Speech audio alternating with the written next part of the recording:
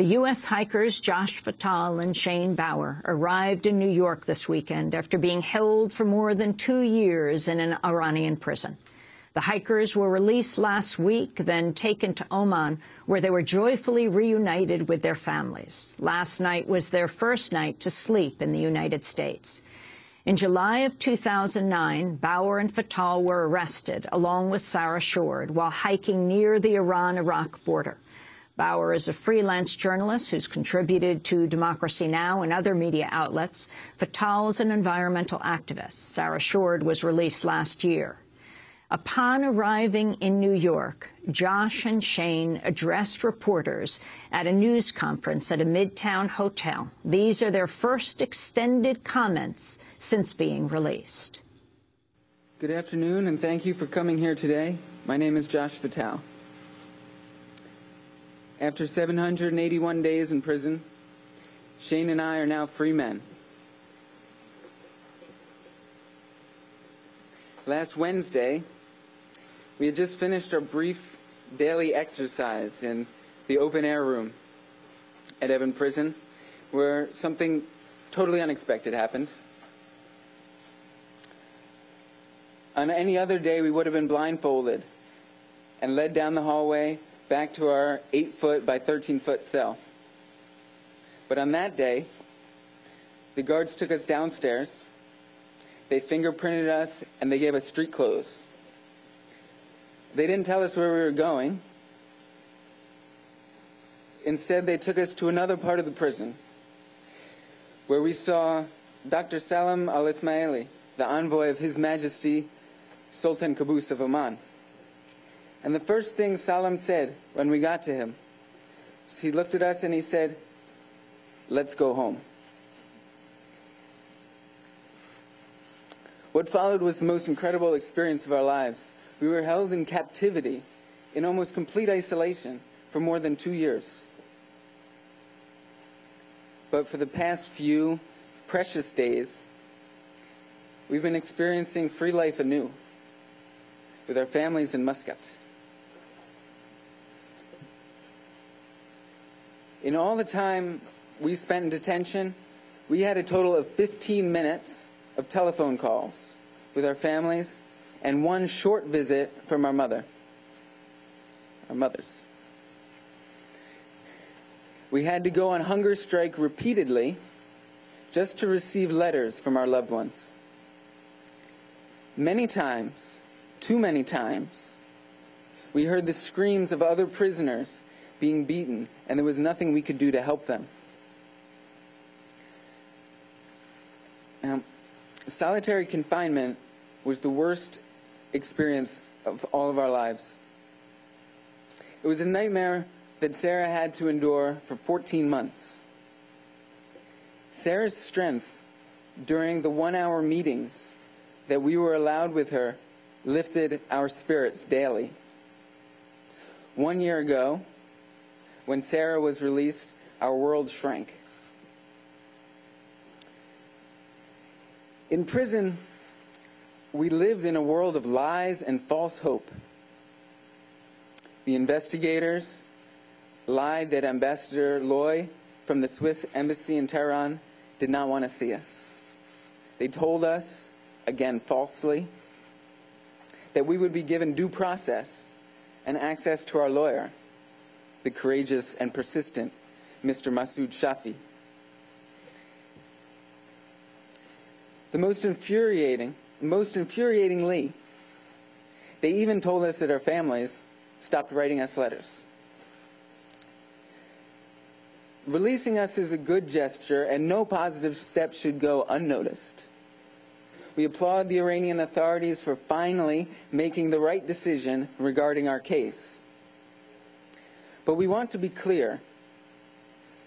They do not deserve undue credit for ending what they had no right and no justification to start in the first place. From the very start, the only reason we had been held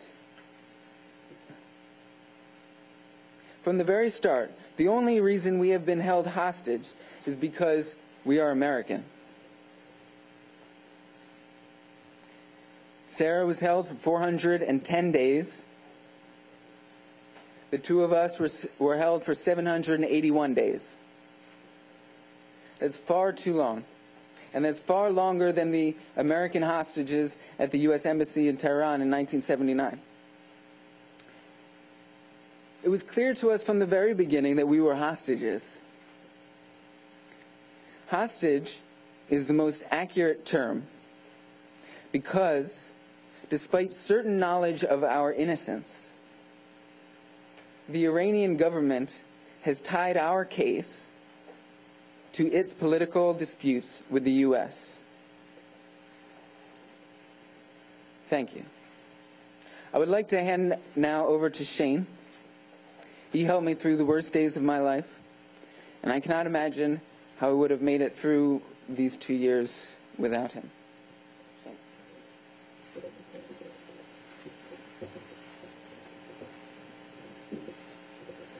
Thank you, Josh, and thank you, everyone, for being here.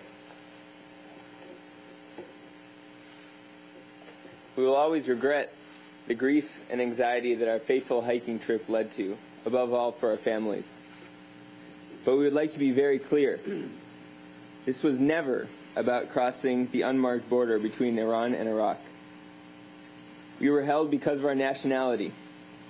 Indeed, there are many other cases of unauthorized entry to Iran in which people were simply fined or deported after a short time. We do not know if we crossed the border. We will probably never know. But even if we did enter Iran, that has never been the reason why the Iranian authorities kept us in prison for so long. The only explanation for our prolonged detention is the 32 years of mutual hostility between America and Iran. The irony is that Sarah, Josh, and I oppose U.S. policies towards Iran which perpetuate this hostility.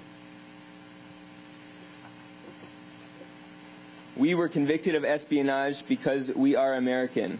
It's that simple. No evidence was ever presented against us. That is because there is no evidence, and because we are completely innocent. The 2 court sessions we attended were a total sham. They were made up of ridiculous lies that depicted us as being involved in an elaborate American-Israeli conspiracy to undermine Iran. Sarah, Josh, and I have experienced a taste of the Iranian regime's brutality.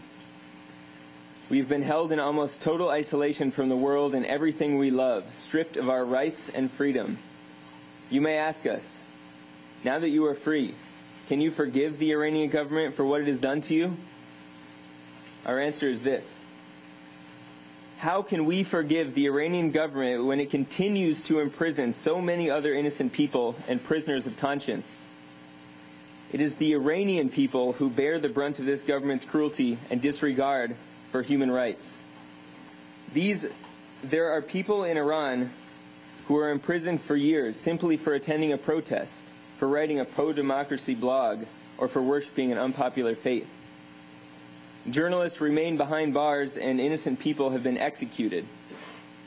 If the Iranian government wants to change its image in the world and ease international pressure, it should release all political prisoners and prisoners of conscience immediately. They deserve their freedom just as much as we do. In prison, every time we complained about our conditions, the guards would immediately remind us of comparable conditions at Guantanamo Bay. They would remind us of CIA prisons in other parts of the world and the conditions that Iranians and others experience in prisons in the U.S. We do not believe that such human rights violations on the part of our government justify what has been done to us. Not for a moment. However, we do believe that these actions on the part of the U.S.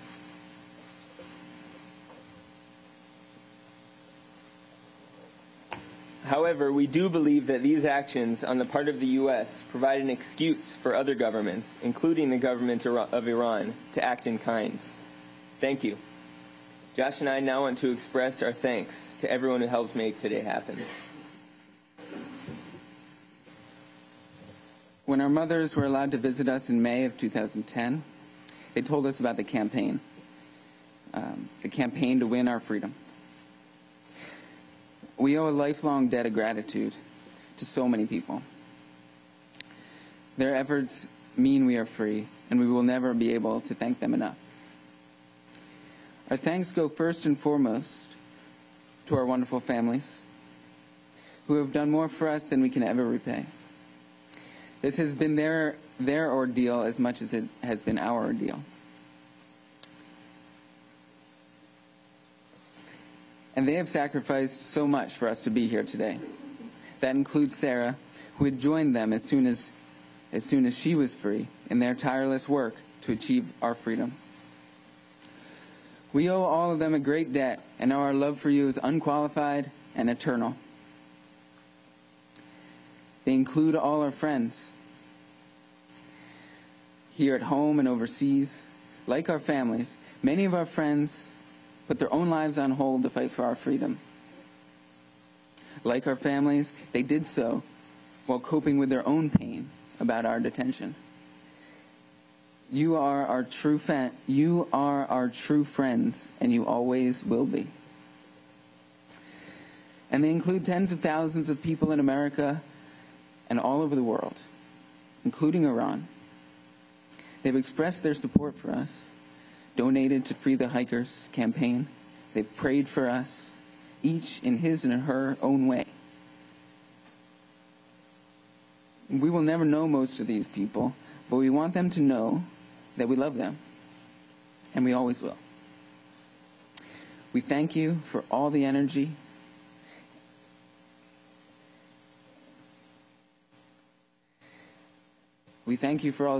and comfort you sent to us while we were dealing with our darkest hours. Our lawyer, Mr. Masoud Shafi, took on our case at the end of 2009, and he has been a determined and brave advocate ever since. He was never allowed to represent us properly, but he never gave up.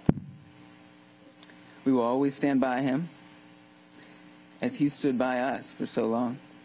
His Majesty Sultan Qaboos of Oman and his envoy, Dr. Salam al-Ismaili, worked ceaselessly to bring us home. We are humbled by their humanity and their unswerving commitment to justice. We are eternally grateful for their kindness and hospitality that they and the people of Oman showed to us and to our families.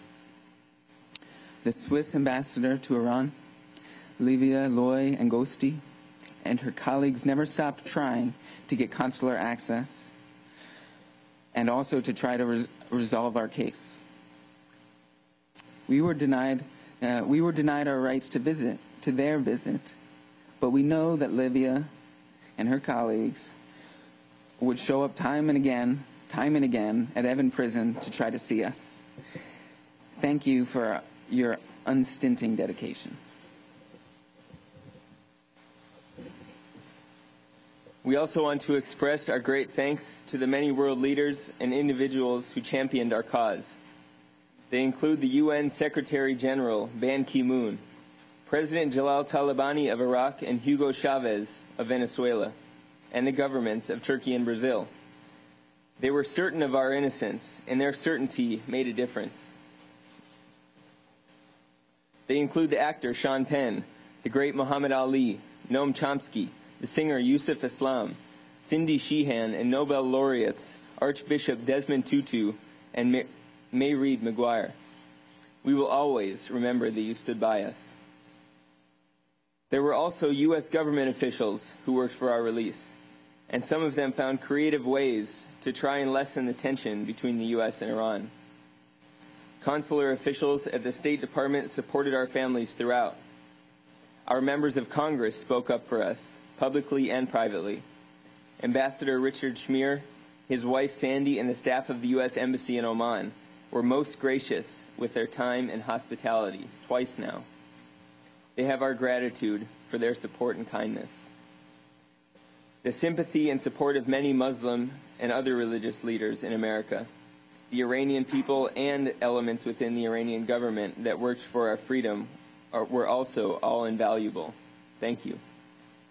Finally, we want to thank the media in the United States and around the world for keeping our case in the public eye. It means a lot to us. And now that we are home, We know you will give us the time we need to reconnect with our families and rebuild our lives. When Sarah was about to walk out of Evans prison last year, we vowed to each other that none of us would be free entirely until all of us were free.